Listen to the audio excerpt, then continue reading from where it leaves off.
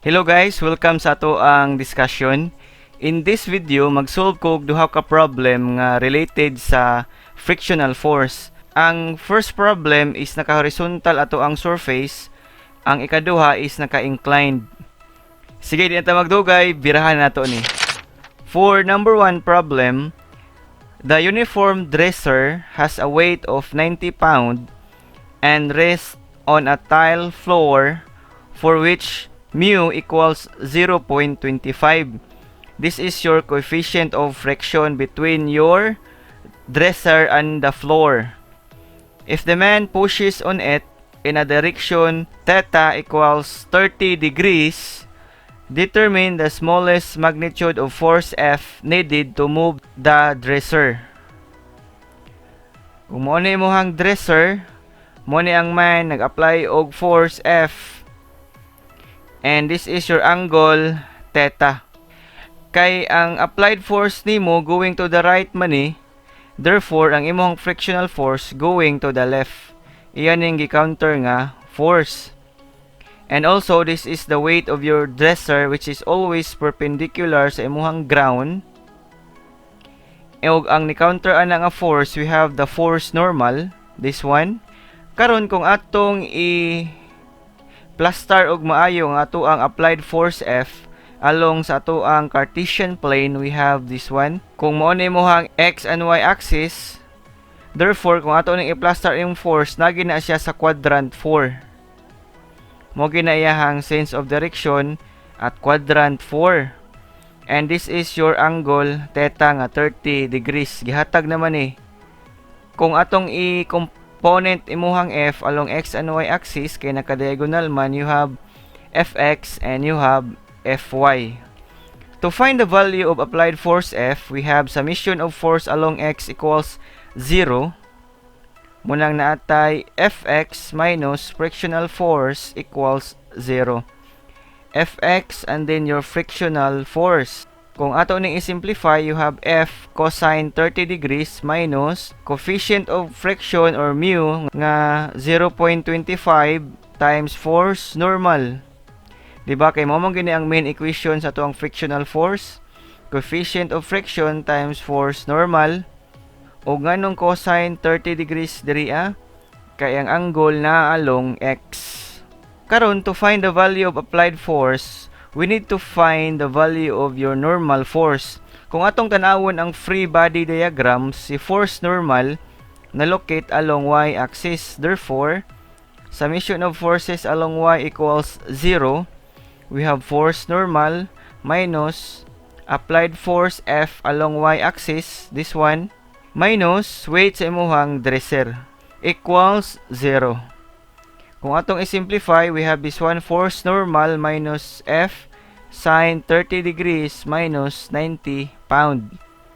Ngayong sine 30 degrees kay ang angle again na along x-axis na sa y naman ta. Na naman tay duha ka equation nga nakuha, pwede na nato ning ma-solve. Mo man itong nakuha ganina sa equation 1, and then mo na itong nakuha sa equation 2.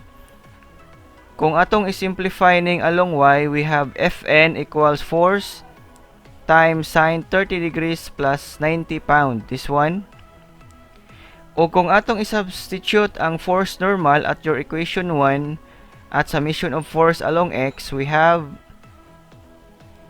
this one, F cosine 30 degrees minus 0.25 times the value of your force normal equals 0. Kung ato ning i-calculate, we have alpha x nga nagrepresent sa ato ang applied force times cosine 30 degrees minus 0.25 times alpha x times sine 30 degrees plus 90 pound equals 0. To find the value of alpha x, we have shift solved equals natay 30.36 pound. Ug mo ni ang applied force exerted by this man. Karon dirita sa ikaduha nga problem regarding sa imuhang inclined surface. Ang pangutana ani, determine the force F, this one, required to keep the package from sliding down the plane shown. unsa daw imuhang force F para imuhang package dili ma-slide down, dili siya mobaba. But before that, try to solve this problem in your own. Di natay mga choices gihatag. 15, 35, 65, and 120 kn. Karon para mas dali natong ma-solve ang problem, ato sang ipakita ang tanang existing forces nga naa ni nga system. We have this applied force F, and then frictional force nga going up. Pero base na tingala mo ba nganong ang frictional force going up man nga imong applied force pasaka? Di ba na dapat nga ang imong frictional force is going down, which is mo counter ani nga force? Siguro kung kana inyong gihuna-huna, natural na siya. Pero kung atong basahon pag-usab ang problem, nag-ingon man gyud diri nga to keep the package from sliding down the plane. Kung atong kwaoning imuhang frictional force diri syempre ang imong box munaog gina siya, and to prevent this from sliding down, and we need to counter the motion of the box, muna ang ato ang frictional force is going up. Nagpasabot gitabangan niya si force F in order nga ang imong box dili mo slide. Next, we have the weight of the package, which is always perpendicular sa imuhang ground.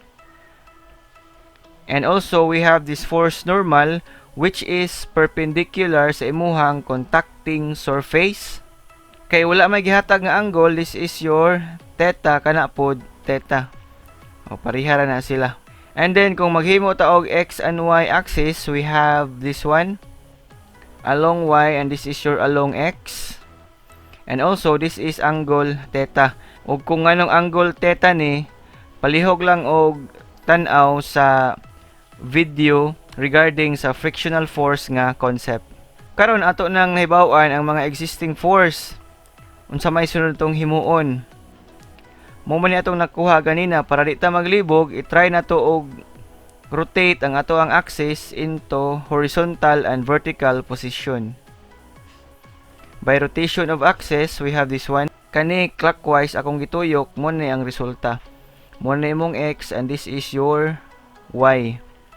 Mo nang summation of forces along x to find applied force F, we have applied force plus frictional force. Positive na silang duha kay going to the right, minus this one, W sin theta. Asa ko gikan aning W sin theta? Kung inyo na matikdan, ang weight is naka diagonal. Ang ato ra pong himuon by component method, ato nang i-convert into x and y axis. Na kay along x man ta, imong angle along y man, mo nang nag-sin ta diri Kay again, kung asa ang angle, mo na imuhang cosine. We have applied force F plus frictional force nga coefficient of friction times force normal minus weight ni box na 250 kN times 3/5. Nganong si sin theta nahimo mang 3/5. Take note nga base ani nga triangle gikuha nato si theta. Unsa man imuhang sin theta, di ba? Opposite over hypotenuse. So sin theta equals 3/5 mo na ni siya. O kung ato ning i-solve, we have F plus 0.15 times force normal minus 150 kN equals 0. Mo ni ato ang equation 1. And to find the value of applied force F, kuhaon sa nato si force normal. Og makita na nato na siya along y-axis. Karon to find force normal, we have summation of force along y equals 0. Mo nang natay Fn minus weight cosine theta equals 0. Kani cosine theta along y man, and then Fn equals weight cosine theta. Kung ato ni i-simplify, we have 250 kN times 4/5. Again, giun sa pagkuha ang 4/5. Mo man na imuhang angle theta. Diba, cosine is adjacent over hypotenuse. Ang imong adjacent is 4, hypotenuse is 5, mo nang nakuha ta ani nga value ni cosine theta. Kung ato nang isolve, we have 200 kn. Therefore, kung atong isubstitute si Fn sa equation 1, kani, we have F plus 0.15 times 200 kn minus 150 kn equals 0. Kung ato ning i-calculate, we have 120 kn. Kung balikan nato ni ato ang figure with the choices, ang atong answer di is letter D nga 120 kn. Ug mo ni ang imuhang required force to keep the package from sliding down. Thank you for watching this sample problem number 1. On my next video, mag-solve ko og another problem regarding frictional force, and see you on my next video.